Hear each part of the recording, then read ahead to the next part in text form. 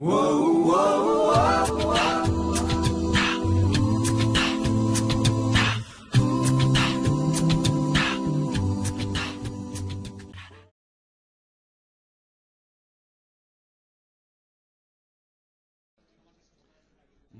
পরিপাকতন্ত্র ৮ metre লম্বা।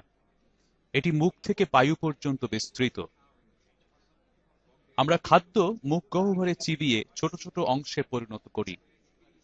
এই সময় খাদ্যের সাথে লালা মিশ্রিত হয়ে খাদ্য নরম ও পিচ্ছিল হয়। ফলে খাদ্য যখন আমরা গলধকরণ করি তখন তা সহজেই পেরিস্টালসিস প্রক্রিয়ায় অন্ননালী হয়ে পাকস্থলীতে প্রবেশ করে। পাকস্থলী হল একটি থলির মতো অঙ্গ। এখানে খাদ্য কিছু সময়ের জন্য জমা থাকে এবং খাদ্যের আংশিক পরিপাক হয়। পাকস্থলীতে খাদ্য পৌঁছালে এখান থেকে নিঃসৃত গ্যাস্ট্রিক রস খাদ্য পরিপাক করতে সাহায্য করে। এরপর খাদ্য পাকস্থলী থেকে অর্ধ পরিপাকৃত অবস্থায় ক্ষুদ্রান্ত্রে প্রবেশ করে।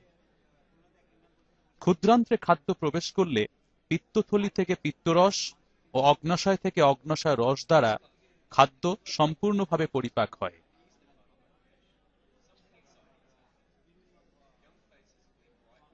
পরিপাকের পর খাদ্য ইলিয়ামের প্রাচীরে অবস্থিত ভিলাই দ্বারা শোষিত হয় এবং রক্তনালীতে প্রবেশ করে। রক্ত এই পরিপাকৃত খাদ্য সমস্ত দেহে পৌঁছে দেয়। ক্ষুদ্রান্ত্রে ৫ থেকে ৬ মিটার পথ পরিভ্রমণ শেষে অপরিপাকৃত খাদ্য বৃহদান্ত্রে প্রবেশ করে। বৃহদান্ত্র এই অপরিপাকৃত খাদ্য থেকে কিছু পানি শোষণ করে আর বাকি অংশ দেহ থেকে মল আকারে বের করে দেয়।